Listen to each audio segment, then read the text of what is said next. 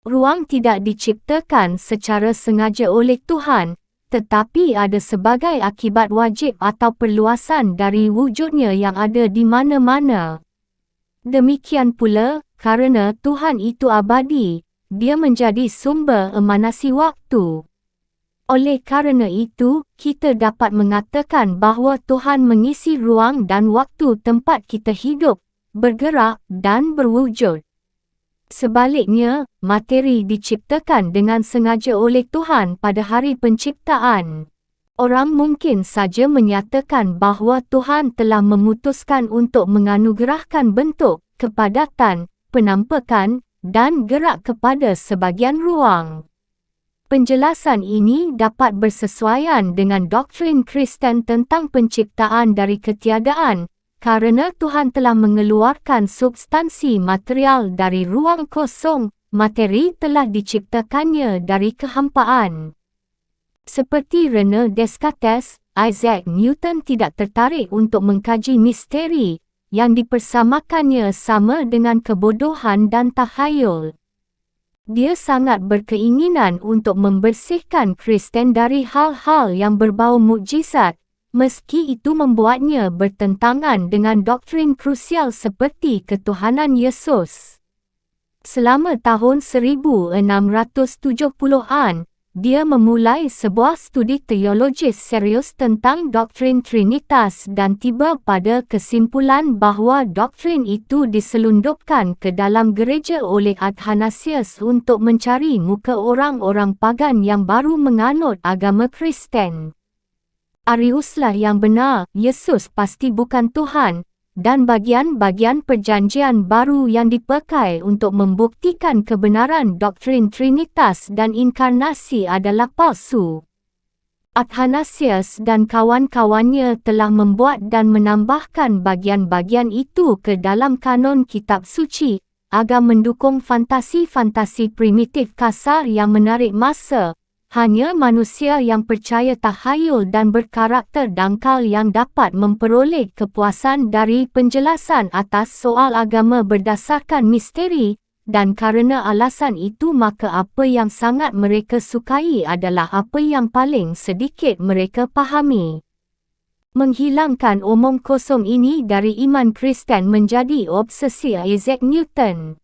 Pada awal tahun 1680-an, beberapa waktu menjelang penerbitan Principia, Isaac Newton mulai mengerjakan sebuah risalah yang dia sebut The Philosophical Origins of Gentile Theology. Risalah ini berpendapat bahawa Nabi Nuh alaihi salam telah menegakkan agama primordial teologi non-Yahudi, yang bebas dari takhayul dan mengajarkan penyembahan rasional terhadap satu Tuhan. Satu-satunya perintah adalah mencintai Tuhan dan mencintai tetangga. Manusia diperintahkan untuk berkontemplasi tentang alam, satu-satunya kuil bagi Tuhan yang agung. Generasi-generasi berikutnya telah merusak agama murni ini, dengan cerita-cerita tentang mukjizat dan dongeng-dongeng. Sebagian di antara mereka terpuruk kembali ke dalam penyembahan berhala dan takhayul. Namun Tuhan telah mengirimkan nabi-nabi untuk meluruskan jalan mereka. Pythagoras telah mempelajari agama ini dan membawanya ke barat. Yesus adalah salah seorang di antara para nabi itu yang diutus untuk menyerukan manusia agar kembali kepada kebenaran. Tetapi agama murni Yesus telah dirusak oleh Athanasius dan kelompoknya. Kitab Wahyu telah meramalkan bangkitnya Trinitarianisme ini, agama asing dari barat, kultus terhadap tiga Tuhan yang setara, sebagai pembinasa keji. Kristen barat selalu memandang Trinitas sebagai sebuah doktrin yang pelik, dan rasionalisme baru mereka membuat para filosof dan ilmuwan era pencerahan berkeinginan untuk membuangnya. Isaac Newton jelas tidak memiliki pemahaman tentang peran misteri dalam kehidupan keagamaan. Orang Yunani telah menggunakan Trinitas sebagai sarana untuk mempertahankan agar pikiran tetap berada dalam keadaan takjub dan sebagai pengingat bahawa akal manusia takkan pernah dapat memahami hakikat Tuhan. Akan tetapi, bagi seorang ilmuwan semacam Isaac Newton, sangatlah sulit untuk menanamkan sikap seperti itu.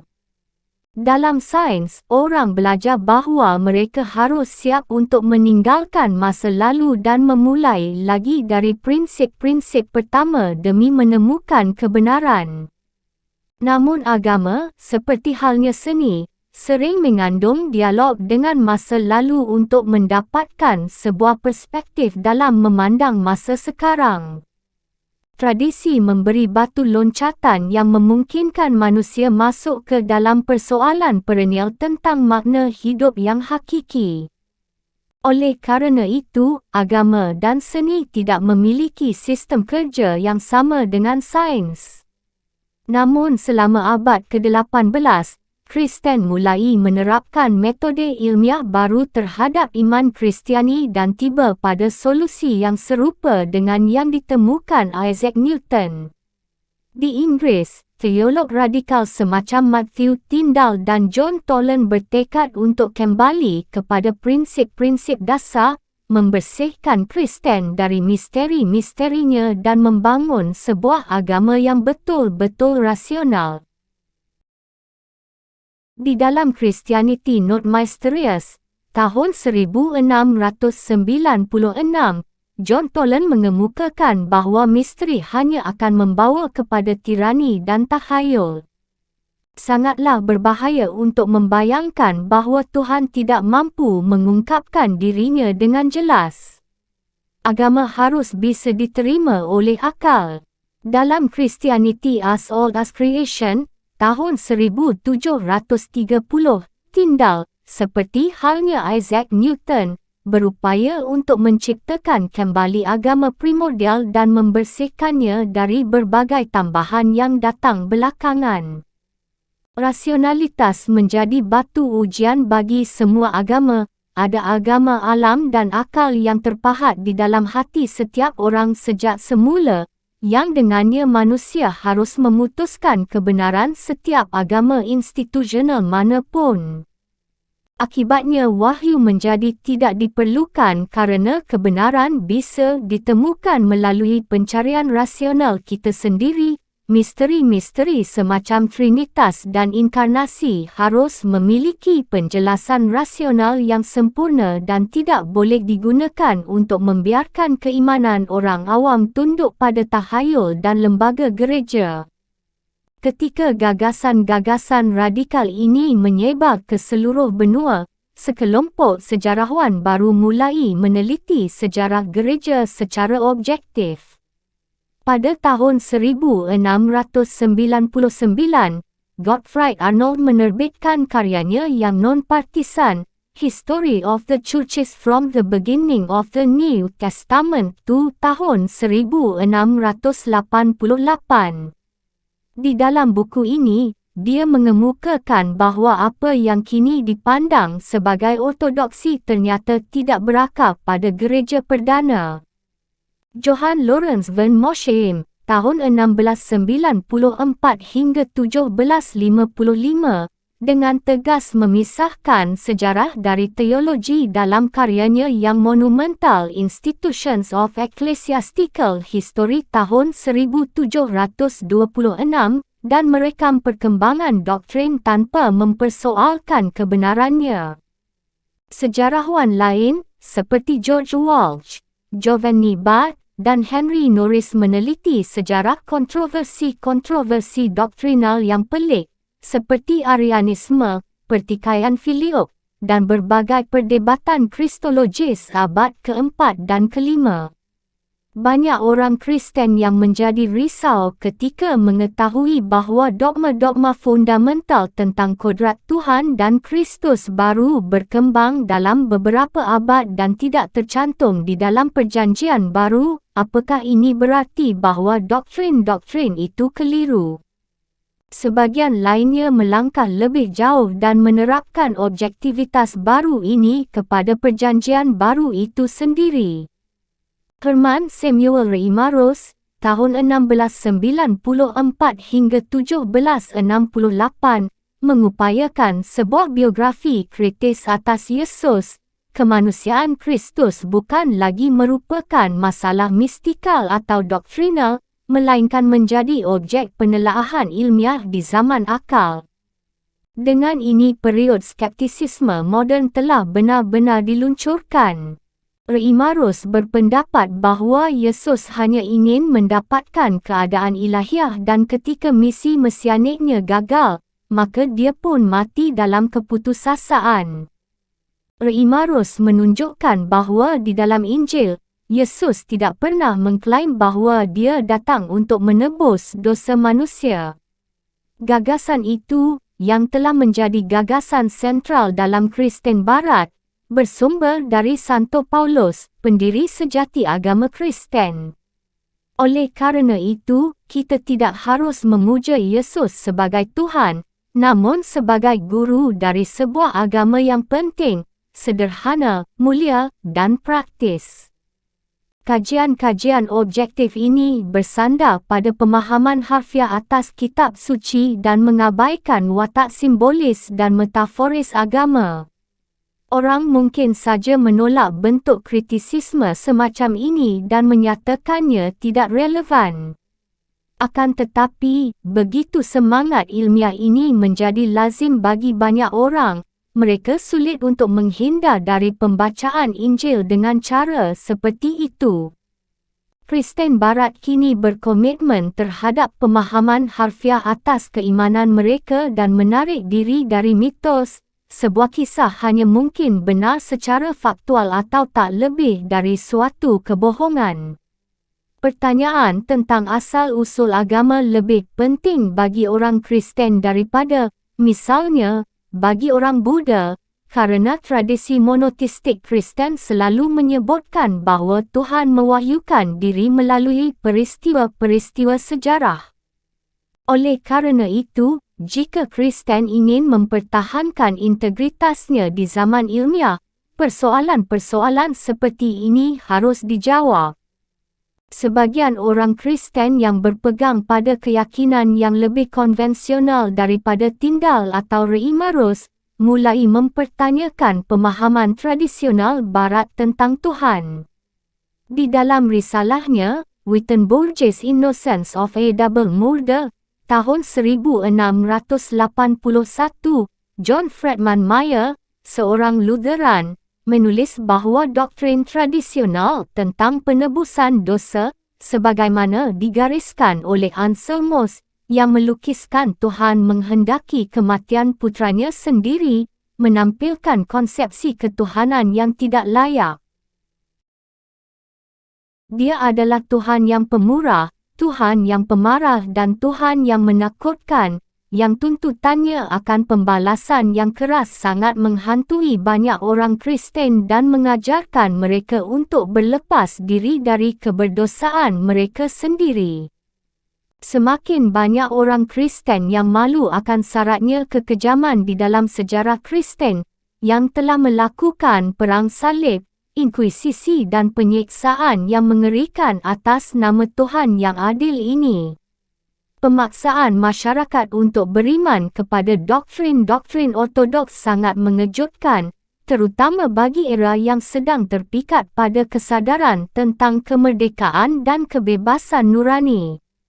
Banjir darah yang dipicu oleh reformasi dan segala akibatnya tampak sebagai kesalahan terbesar.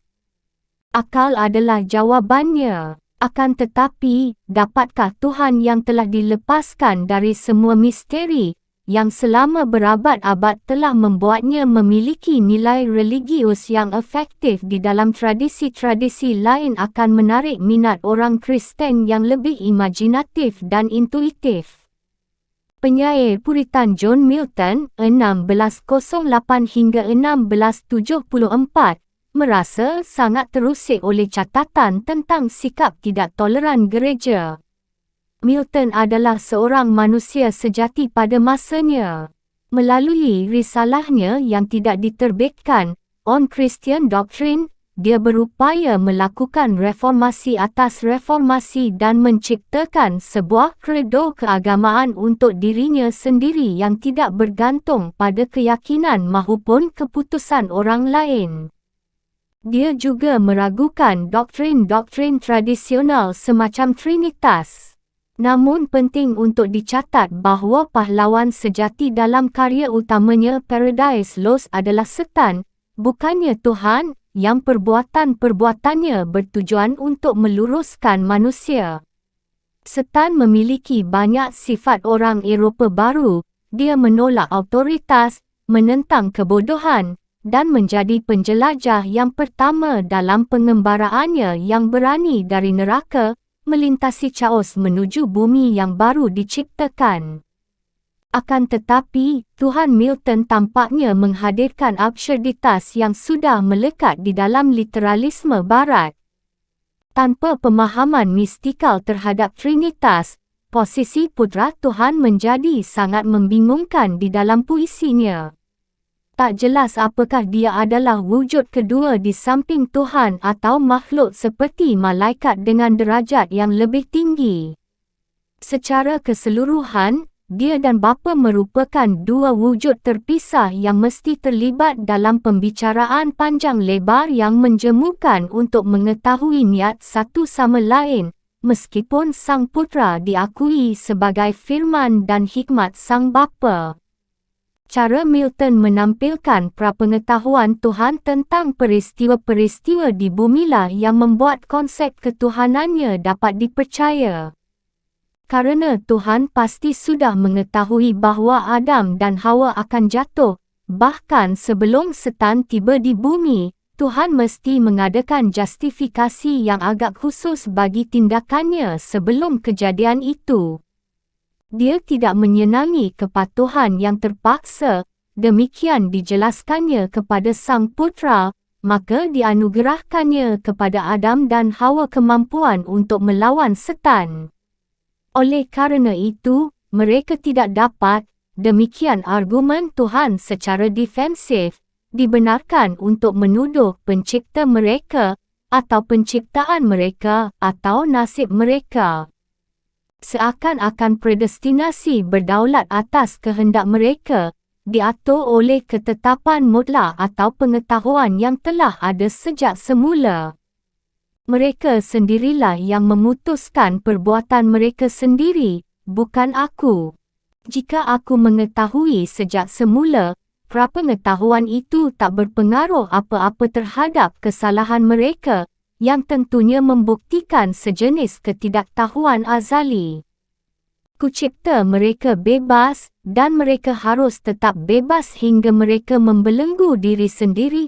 Aku pun mesti mengubah watak mereka, dan mengeluarkan keputusan agung tak dapat berubah, abadi, yang menobatkan kebebasan mereka, mereka sendiri yang menyebabkan kejatuhan mereka. Pemikiran yang ceroboh ini bukan hanya sulit untuk dihormati, Tuhan yang digambarkannya pun tampak kejam, kaku, dan sama sekali tidak memiliki kasih sayang yang semestinya diilhamkan oleh agamanya.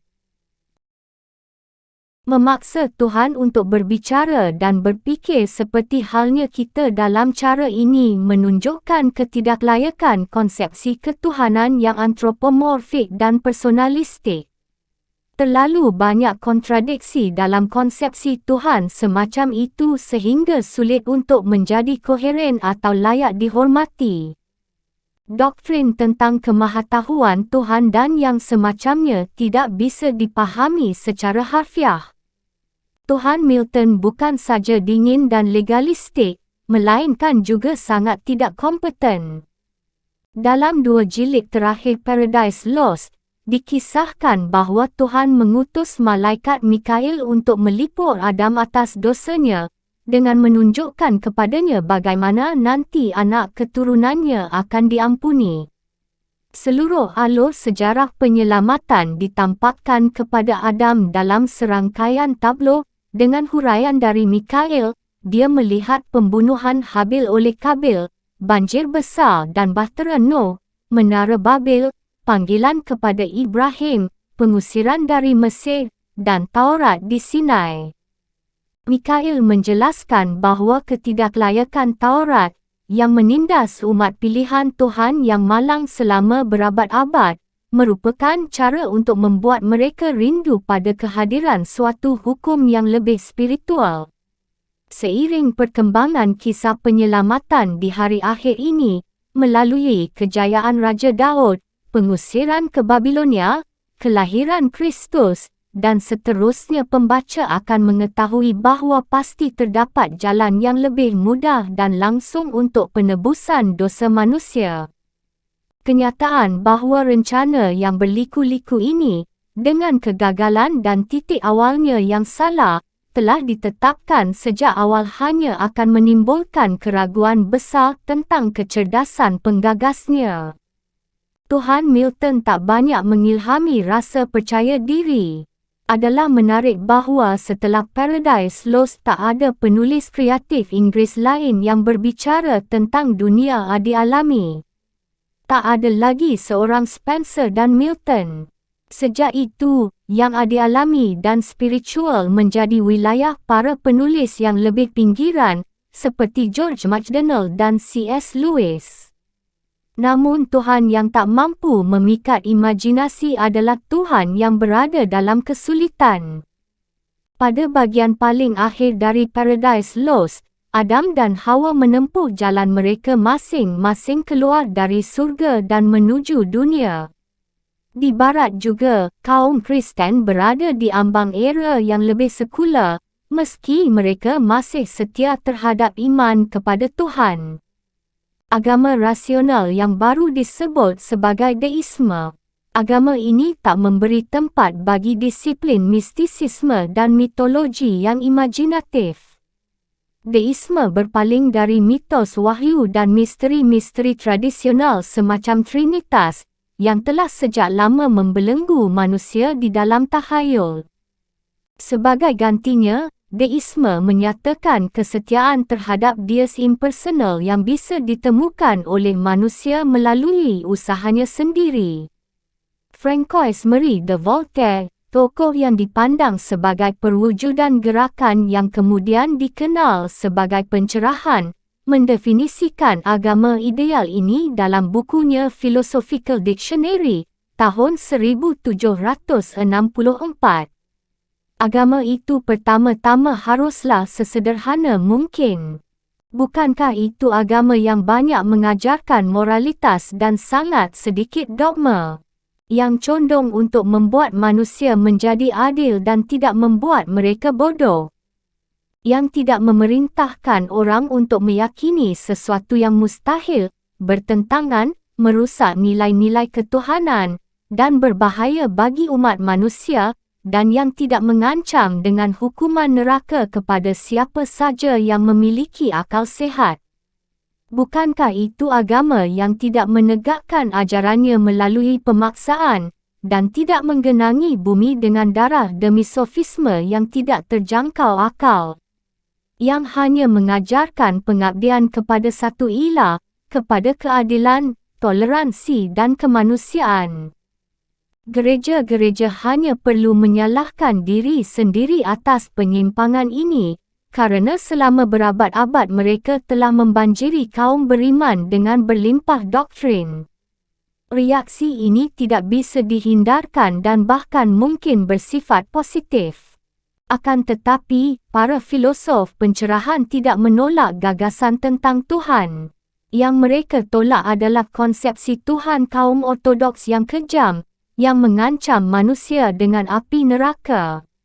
Yang mereka tolak adalah doktrin-doktrin misterius tentang Tuhan yang tidak dapat diterima akal. Namun keyakinan mereka terhadap suatu wujud tertinggi tetap terjaga. Voltaire membangun sebuah kapel di Ferny dengan prasasti bertuliskan, Dio erexit Voltaire. Dia bahkan mengatakan bahawa seandainya Tuhan tidak ada, maka wajiblah untuk menciptakannya. Dalam Philosophical Dictionary, dia berpendapat bahawa iman kepada satu Tuhan adalah lebih rasional dan alamiah bagi manusia daripada kepercayaan terhadap banyak Tuhan. Pada mulanya manusia hidup dalam dusun dan komunitas kecil yang terisolasi, mengakui bahawa ada satu Tuhan yang mengatur nasib mereka. Politeisme merupakan perkembangan yang datang kemudian. Sains maupun filsafat rasional memberi petunjuk tentang eksistensi wujud tertinggi itu. Kesimpulan apa yang bisa kita tarik dari semua ini? Voltaire mengajukan pertanyaan di akhir tulisannya tentang etisme di dalam diksionari. Dia menjawab, etisme itu merupakan musuh besar bagi mereka yang berkuasa dan juga bagi orang-orang terpelajar meskipun mereka hidup tanpa dosa, kerana dari apa yang mereka pelajari, mereka dapat mempengaruhi orang-orang yang berkuasa, dan bahawa, meskipun tidak separah fanatisme, etisme senantiasa berbahaya bagi kebaikan. Di atas segalanya, izinkan saya menambahkan bahawa pada saat ini jumlah orang etis jauh lebih sedikit dibanding masa-masa sebelumnya, sebab para filosof telah menyadari bahawa takkan ada tumbuhan tanpa benih, dan takkan ada benih tanpa rancangan pencipta, dan seterusnya. Yang Voltaire menyamakan etisme dengan takhayul dan fanatisisme yang ingin sekali diberantas oleh para filosof. Dipersoalkannya bukanlah Tuhan, melainkan doktrin-doktrin tentang Tuhan yang bertentangan dengan standar suci akal. Orang Yahudi Eropah juga dipengaruhi oleh gagasan-gagasan baru ini. Baruch Spinoza, 1632 hingga 1677, seorang Yahudi Belanda keturunan Spanyol, merasa tidak puas terhadap studi Taurat dan bergabung dengan sebuah kelompok filosofis pemikir bebas non-Yahudi. Dia mengembangkan gagasan yang sangat berbeza dari Yudaisme konvensional dan banyak dipengaruhi oleh para pemikir sains, seperti René Descartes dan tokoh-tokoh skolastik Kristen. Pada tahun 1656, ketika berusia 24 tahun, dia secara resmi diusir dari sinagoga Amsterdam. Ketika dekret pengusiran dibacakan, lampu-lampu sinagoga lambat laun dipadamkan hingga majlis itu sepenuhnya dibiarkan berada dalam kegelapan, seakan-akan merasakan gelapnya jiwa Spinoza di dalam dunia tak bertuhan. Biarkan dia dikutuk siang dan malam, dikutuk saat dia berbaring dan bangkit, keluar dan masuk. Mudah-mudahan Tuhan tidak akan pernah memaafkan atau mengakuinya. Mudah-mudahan murka dan kebencian Tuhan berkobar kepada orang ini mulai dari sekarang, menimpakan kepadanya semua kutukan yang tertulis di dalam kitab suci, dan menghapuskan namanya dari bawah langit.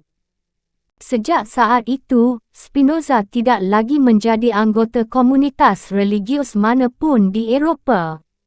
Dengan demikian, dia menjadi prototipe pandangan yang autonom dan sekular yang kemudian berkembang di Barat. Pada awal abad ke-20, banyak orang yang menyebut Spinoza sebagai pahlawan modernitas, merasakan ikatan kesamaan dengan pengusiran simboliknya, keterasingan dan pencariannya akan penyelamatan sekular. Spinoza telah dianggap sebagai seorang ateis tetapi dia masih beriman kepada Tuhan, walaupun bukan Tuhan sebagaimana yang dikonsepsikan oleh Alkitab. Seperti halnya para filosof, dia memandang agama wahyu lebih rendah atau inferior dibandingkan pengetahuan ilmiah para filosof tentang Tuhan. Hakikat keyakinan beragama telah disalahpahami, demikian yang dikemukakannya di dalam A Theologico-Political Tracts.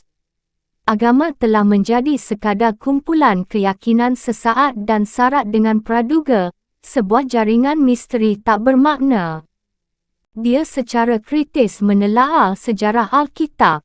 Orang Israel menyebut setiap fenomena yang tak mereka pahami sebagai Tuhan. Nabi-nabi, misalnya, dikatakan telah mendapat ilham dari Roh Tuhan, hanya kerana mereka adalah manusia yang memiliki kecerdasan dan kesucian luar biasa. Namun bentuk ilham ini tidak terbatas bagi sekelompok elit saja melainkan bagi setiap orang melalui akal alamiah. Ritus dan simbol-simbol agama hanya untuk membantu orang awam yang tidak mampu mencapai pemikiran rasional ilmiah. Seperti René Descartes, Spinoza kembali kepada bukti ontologis tentang eksistensi Tuhan. Gagasan paling mendasar tentang Tuhan mengandung pembenaran tentang eksistensi Tuhan kerana suatu wujud sempurna yang tidak ada akan menimbulkan pertentangan dalam dirinya sendiri. Eksistensi Tuhan bersifat wajib kerana hanya itulah yang memberikan kepastian dan keyakinan yang dibutuhkan untuk melakukan deduksi lain tentang realitas. Pemahaman ilmiah kita tentang alam menunjukkan kepada kita bahawa alam diatur oleh hukum-hukum yang kekal tak berubah. Bagi Spinoza, Tuhan merupakan prinsip hukum itu, gabungan seluruh hukum abadi yang ada. Seperti Isaac Newton, Spinoza kembali kepada ide filosofis kuno tentang emanasi. Karena Tuhan inheren dan imanen di dalam segala sesuatu, material maupun spiritual, maka Tuhan dapat didefinisikan sebagai hukum yang mengatur semua yang bereksistensi. Berbicara tentang aktivitas Tuhan di dunia merupakan cara untuk melukiskan prinsip matematis dan kausal eksistensi. Ini merupakan pengingkaran absolut terhadap transendensi. Meski tampak begitu gamblang, doktrin ini telah mengilhami Spinoza dengan kekaguman mistis yang luar biasa.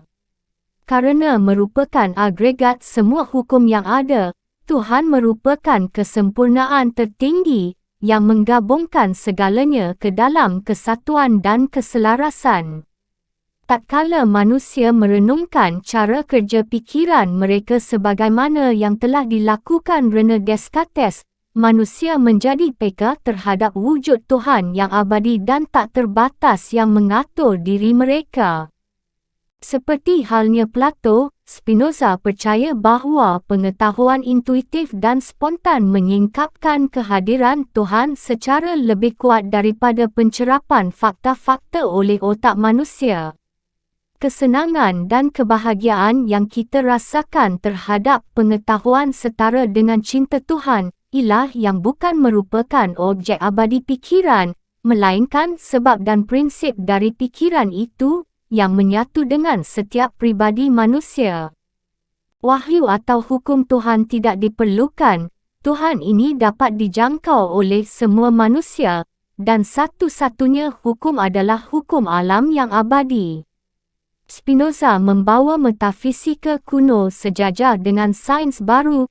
Tuhannya bukanlah Tuhan Neoplatonik yang mustahil bisa diketahui, namun lebih dekat kepada wujud mutlak yang digambarkan oleh filosof seperti Aquinas. Akan tetapi, Tuhan ini juga lebih dekat kepada Tuhan mistik yang kehadirannya dialami oleh kaum monoteis ortodoks di dalam diri mereka. Orang Yahudi, Kristen, dan para filosof cenderung melihat Spinoza sebagai ateis. Tak ada sesuatu yang bersifat personal tentang Tuhan ini, yang tak terpisahkan dari seluruh realitas lainnya. Spinoza sendiri menggunakan kata Tuhan hanya kerana alasan sejarah. Dia sepakat dengan kaum ateis, yang mengklaim bahawa realitas tidak bisa dibagi menjadi satu bagian yang adalah Tuhan, dan bagian lain yang bukan Tuhan. Jika Tuhan tidak bisa dipisahkan dari segala sesuatu yang lain, adalah mustahil bahawa dia mengada dalam pengertian yang biasa. Apa yang dikatakan oleh Spinoza dengan demikian, berarti bahawa tidak ada Tuhan yang bersesuaian dengan pengertian yang biasa kita lekatkan pada kata tersebut. Sebenarnya kaum mistik dan para filosof telah mengemukakan hal yang sama selama berabad-abad. Sebagian mengatakan bahawa tiada sesuatu selain dunia yang kita ketahui ini. Jika ditambahkan dengan Ensof yang transenden, panteisme Spinoza akan sangat menyerupai Kabbalah, dan kita dapat merasakan kesekawanan antara mistisisme radikal dengan etisme yang baru muncul ini. Adalah filosof Jerman Moses Mendelssohn, 1729 hingga 1786, yang membukakan jalan bagi kaum Yahudi untuk memasuki Eropah moden, meskipun pada mulanya dia tidak secara khusus menaruh perhatian kepada upaya penyusunan sebuah filsafat spesifik Yahudi. Dia tertarik pada psikologi, estetika, serta agama. Karya-karya awalnya, Feiden dan Morning Hours, ditulis dalam konteks pencerahan Jerman yang lebih luas. Karya-karya itu berusaha meneguhkan eksistensi Tuhan dengan dalil-dalil rasional dan tidak mempertimbangkan persoalan itu dari sudut perspektif Yahudi. Di negara-negara seperti Perancis dan Jerman, ide-ide liberal pencerahan membawa semangat emansipasi dan memungkinkan orang Yahudi untuk masuk ke dalam masyarakat. Tidaklah sulit bagi para maskilim ini, demikian sebutan untuk Yahudi yang tercerahkan, untuk menerima filsafat agama pencerahan Jerman. Yudaisme tak pernah memiliki obsesi doktrinal yang sama dengan Kristen Barat. Ajaran dasarnya pada dasarnya identik dengan agama rasional pencerahan, yang masih menerima ajaran tentang mukjizat dan campur tangan Tuhan dalam urusan-urusan manusia. Dalam Morning Hours, Tuhan filosofis Mendelssohn sangat mirip dengan Tuhan Alkitab, bersifat personal, bukan sebuah abstraksi metafisik. Semua watak manusia, seperti kebijaksanaan, kebaikan, keadilan, cinta kebaikan, dan berakal, dalam pengertian tertingginya dapat diterapkan pada sang wujud tertinggi. Namun hal ini membuat Tuhan Mendelssohn menjadi sangat mirip dengan kita sendiri, bersama citra khas era pencerahan, dingin, tidak menunjukkan kasih sayang, cenderung mengabaikan paradoks dan ambiguitas pengalaman keagamaan. Mendelssohn memandang kehidupan tanpa Tuhan sebagai tidak bermakna, namun pandangan ini bukan merupakan keyakinan yang penuh gairah. Dia cukup puas dengan pengetahuan tentang Tuhan yang dicapai oleh akal. Kebaikan Tuhan adalah tiang yang menyangga teologinya. Jika manusia harus bersandar pada wahyu saja, demikian Mendelssohn berpendapat, ini bertentangan dengan kebaikan Tuhan kerana begitu banyak orang yang ternyata dikeluarkan dari rencana Tuhan. Dengan demikian, filsafatnya menafikan keterampilan intelektual yang dituntut oleh falsafah, yang hanya mungkin bagi sekelompok kecil orang dan lebih bersandar pada akal sehat, yang berada dalam jangkauan setiap orang. Namun ada bahaya dalam pendekatan semacam itu, kerana terlalu gampang membuat Tuhan seperti itu, berkompromi dengan prasangka-prasangka kita sendiri dan lantas memutlakkannya.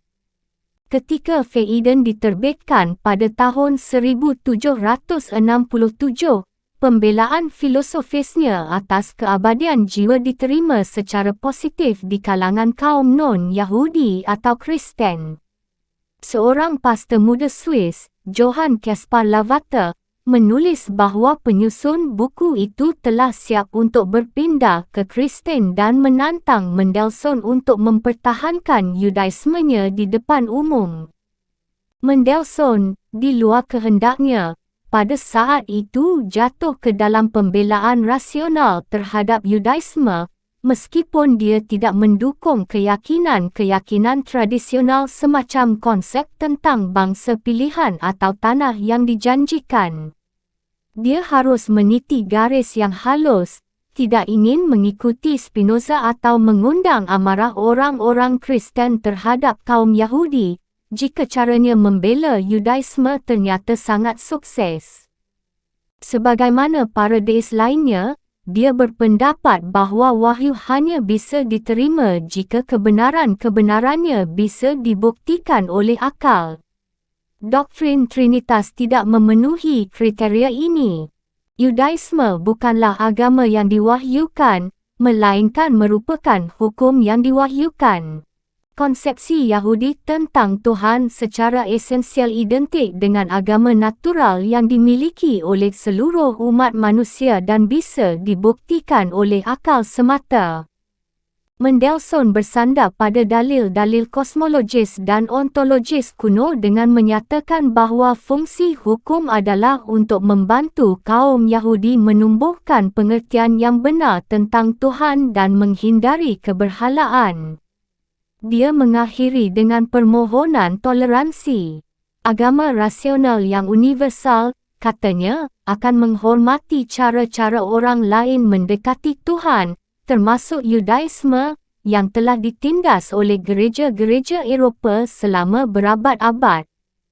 Pengaruh Mendelssohn terhadap Yahudi tidak sekuat pengaruh filsafat Immanuel Kant, yang karyanya Critique of Pure Reason, tahun 1781, diterbitkan pada dekade terakhir masa hidup Mendelssohn.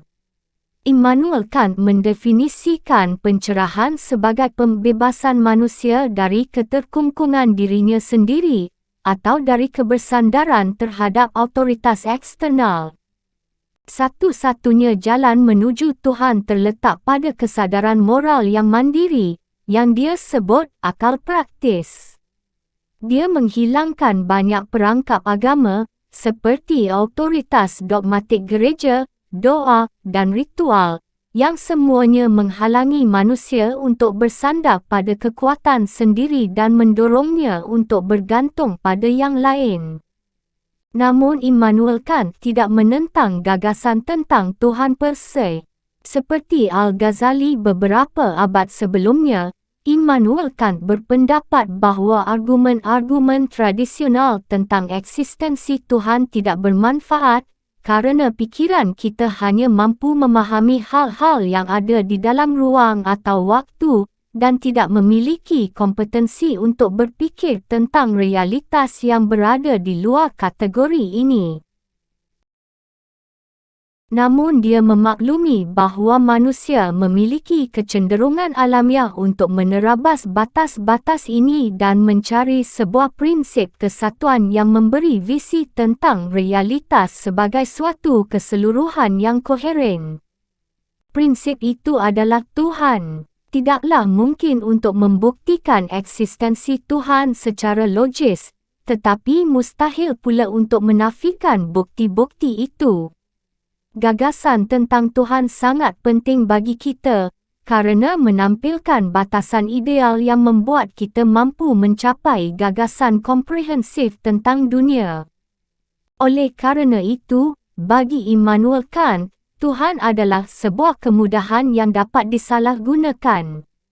Gagasan tentang pencipta yang maha bijaksana dan maha kuasa bisa meruntuhkan upaya ilmiah dan menggiring pada penyandaran yang malas terhadap Deus Ex Machina, suatu Tuhan yang mengisi kekosongan pengetahuan kita. Tuhan mungkin juga menjadi sumber mistifikasi yang tidak perlu, yang menggiring pada berbagai perdebatan sengit, seperti yang telah meninggalkan goresan luka dalam sejarah gereja-gereja. Immanuel Kant mungkin akan menolak dianggap ateis. Tokoh-tokoh sezamannya melukiskan Immanuel Kant sebagai orang yang saleh, yang sangat sadar akan kapasitas manusia untuk melakukan kejahatan. Dalam bukunya Critique of Practical Reason, Immanuel Kant mengemukakan bahawa untuk menjalani kehidupan yang bermoral, manusia membutuhkan seorang pengatur yang akan membalas perbuatan baik dengan kebahagiaan. Dalam perspektif ini, pengaitan Tuhan dengan sistem etika merupakan sebuah kebetulan saja. Inti agama bukan lagi misteri tentang Tuhan, tetapi manusia itu sendiri. Tuhan telah menjadi sebuah strategi untuk memampukan kita berfungsi secara lebih efisien dan bermoral, bukan lagi sebagai sebab bagi semua wujud. Tidak lama setelah itu, orang mulai membawa gagasan tentang autonomi ini selangkah lebih jauh dan meninggalkan sama sekali Tuhan yang agak lemah ini. Immanuel Kant termasuk orang pertama di Barat yang meragukan keabsahan bukti-bukti tradisional tentang Tuhan dan menunjukkan bahawa semua itu tidak membuktikan apa-apa. Bukti-bukti itu tidak pernah lagi dirasa cukup meyakinkan. Namun hal ini tampaknya memberi kebebasan bagi sebagian orang Kristen yang secara kukuh percaya bahawa Tuhan telah menutup satu jalan keimanan untuk membuka satu jalan yang lain.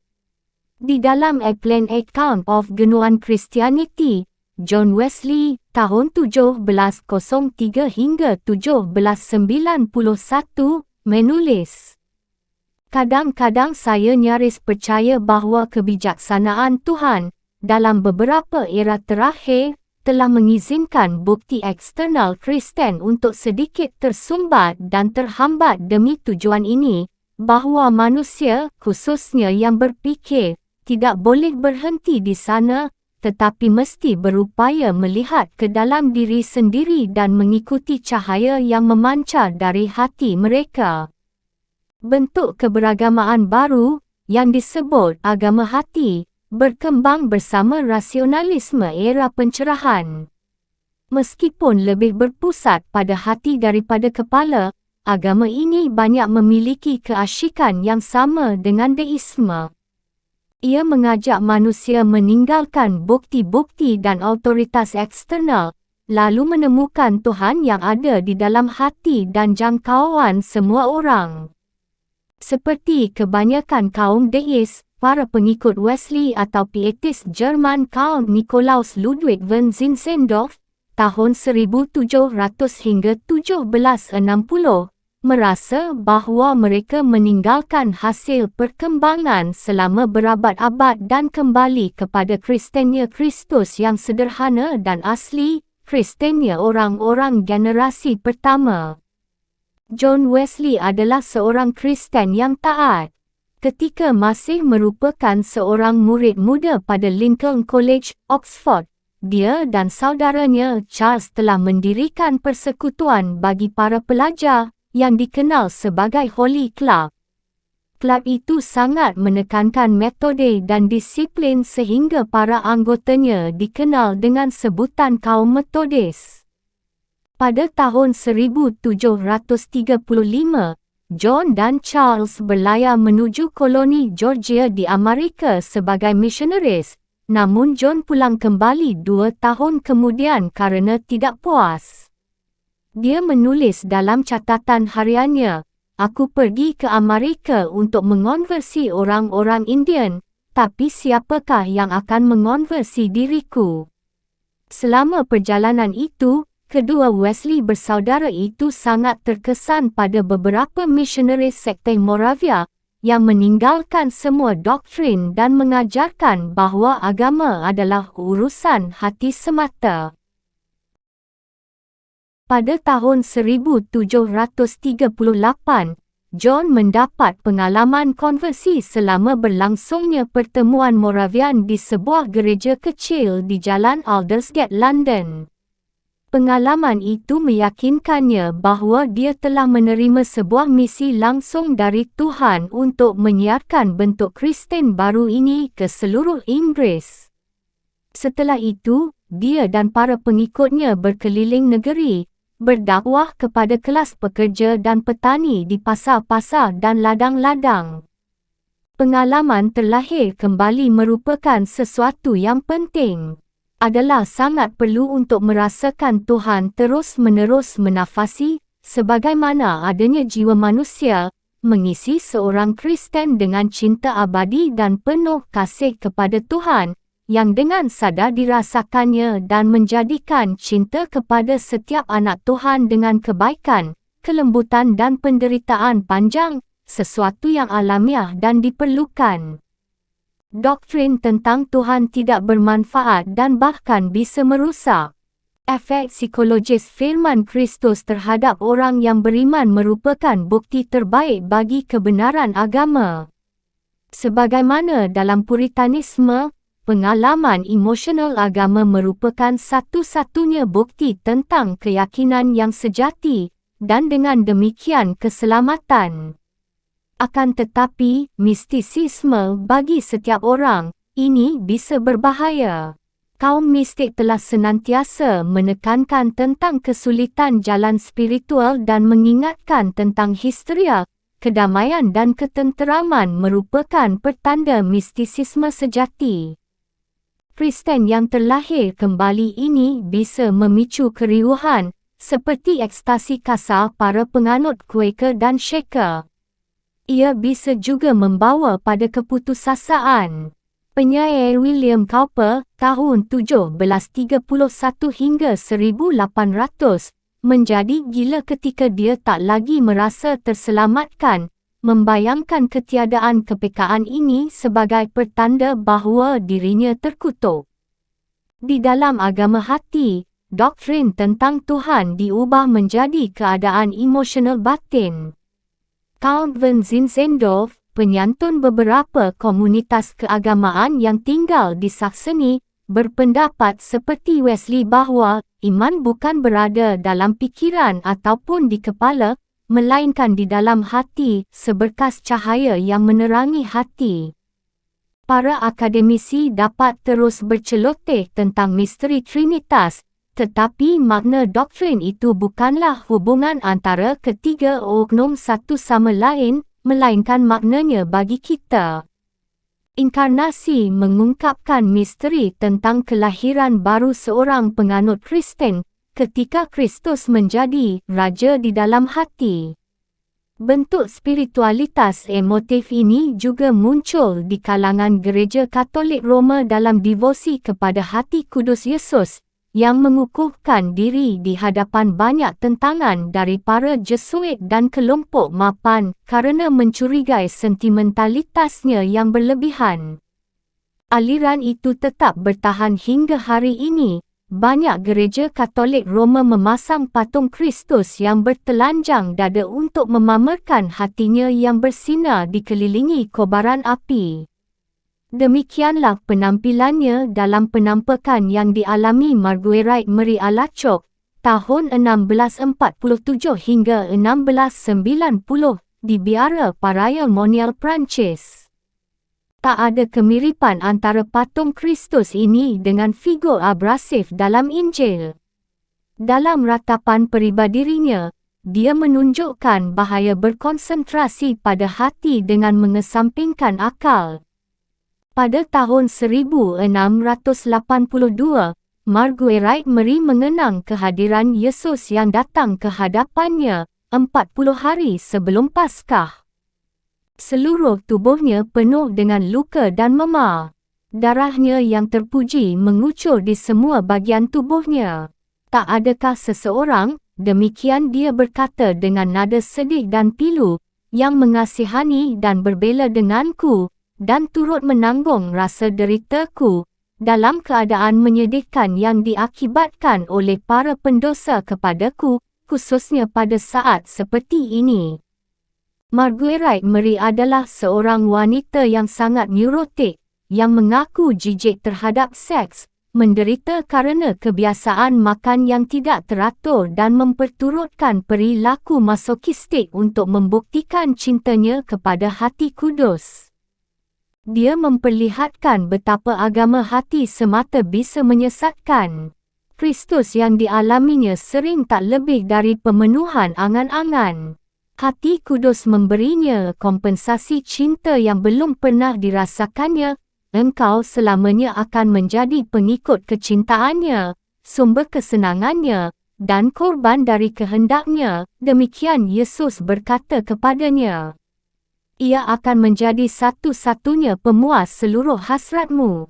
Ia akan memperbaiki dan memoles kekuranganmu, dan melaksanakan kewajiban-kewajibanmu demi dirimu.